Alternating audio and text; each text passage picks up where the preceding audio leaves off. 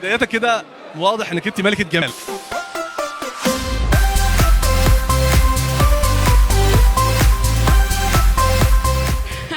نورهان احمد، ملكة جمال العالم العربي 2020.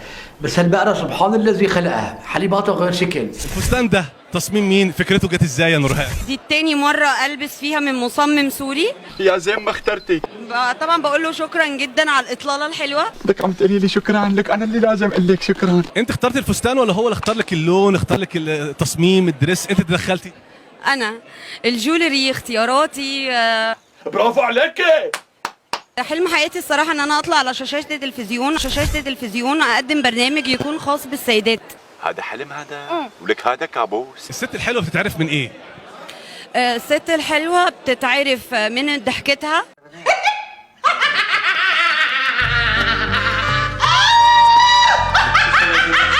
من ريحتها. هذا مش نايم، هاد يا اما غميان وهابط على قلبه، يا اما فطس من الريحه.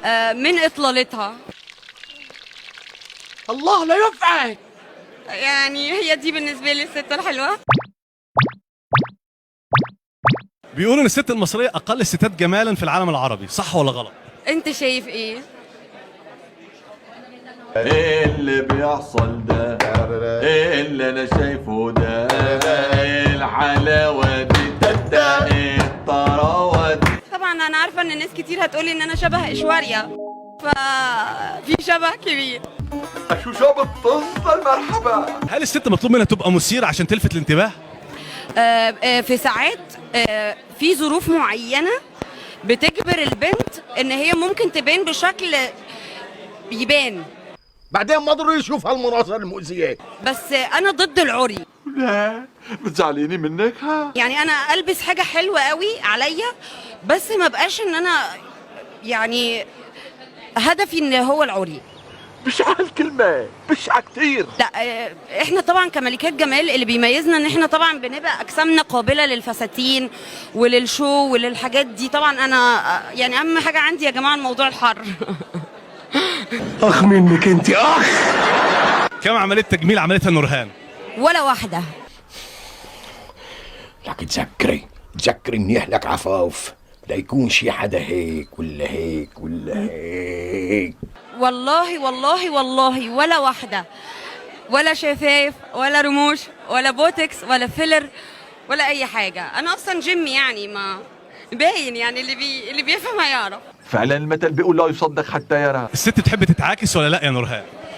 لا طبعا ما فيش مشكله لو الست اتعكست معاكسه لطيفه، بس قله ادب لا. بس اللي هيبص بقله ادب هكربجه. هنبص بأدب. يعني اكتر حاجه انا بحبها ونفسي في شريك حياه ان هو يكون راجل قوي وراجل صاحب قرار ويعرف كويس قوي يحكم.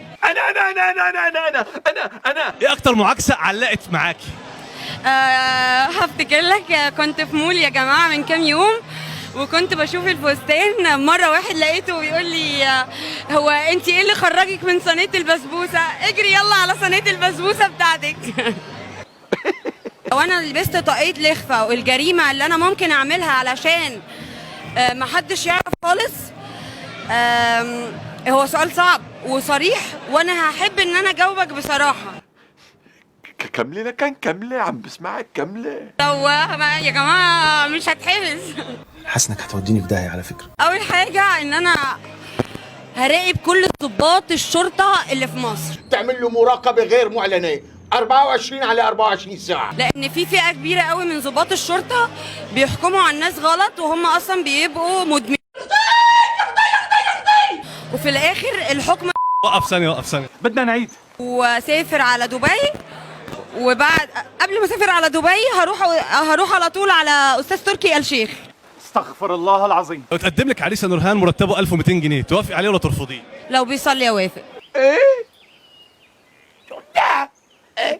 والله لو بيصلي هوافق، والله لو بيصلي فعلا، بس مش بيصلي عشان يجي يتجوزني، يعني بيصلي دي تكون صفة فيه. ايه؟ اسمعوا لها شوفها، شوفوا لها السمعة، شو يعني مختار؟ يعني راحت علينا؟ وأمنية حياتي إن أنا أكون مضيفة طيران على طيارات خاصة تابعة للجيش والجيش المصري، وأنا اللي أستقبل رؤساء ووزراء الدول الأخرى.